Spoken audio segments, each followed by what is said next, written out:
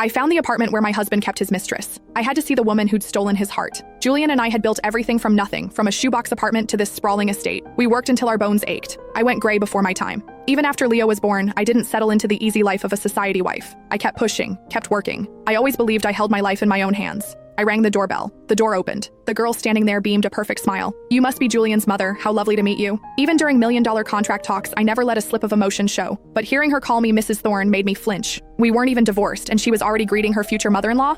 I spoke on impulse. "Hello? Please come in, Mrs. Thorne. My name is Ivy Dawson." The moment I stepped inside, a large map drew my eye. Delicate red threads crisscrossed it, linking photos of them kissing, marking every place they'd been together. It was nearly covered. She noticed me looking and smiled. "This is our adventure map. He takes me somewhere new every month." So Julian had been cheating far longer than I'd known. She reached over, gently taking my coat to hang in the closet nearby. The tea she offered was perfectly warm. My eyes moved through the apartment, a penthouse downtown, 200 square meters, finished to the highest standard. This place had to be worth over $5 million. "Did he buy this for you?" Ivy's cheeks colored faintly. "Yes." Julian said it was a gift. To thank me. In 10 years of marriage, he had never celebrated a single holiday with me. Even after we became wealthy, he never bought me anything of real value. My birthday was just a cake and a simple happy birthday. I always thought love just matured into a comfortable companionship. That quiet stability was the real deal. Turns out, love doesn't transform. It just transfers to someone else. Seeing my silence, she looked a little flustered. After a few hesitations, she finally spoke. "Mrs. Thorne, Julian and I are truly in love. Could you agree to let me marry him?" I thought I wouldn't feel anything, but my heart gave a sharp pang, and I instinctively asked, "How did you two get together?"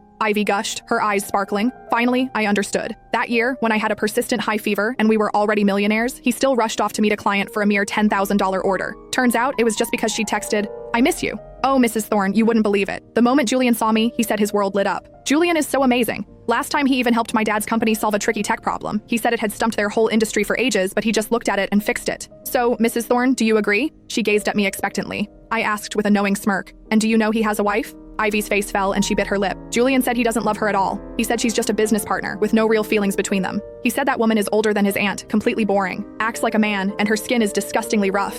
I unconsciously rubbed the calluses on my palms, scars from lifting heavy sacks of soybeans during our startup days. Every night, he used to apply thick hand cream, massaging my hands again and again. He even called me the greatest contributor to our family's success. But I guess a woman like that wouldn't really appeal to any man. They're going to divorce anyway, so I don't mind. As long as he truly loves me, that's all that matters. The hand holding my teacup paused midair, trembling slightly. We met through friends and fell in love at first sight. Julian told his friends I was the woman of his dreams. He had vowed not to marry me until he made his fortune. We started a small artisanal cafe and bakery together, barely sleeping through those years. I worked until my hair went gray ahead of time, my face etched with tired lines that aged me beyond my years. Once drunk, he wept, knelt down and held me, apologizing over and over. So that he wouldn't feel guilty, even when I had no time for myself, I made sure to dye my roots. My heart rose and fell, then settled into a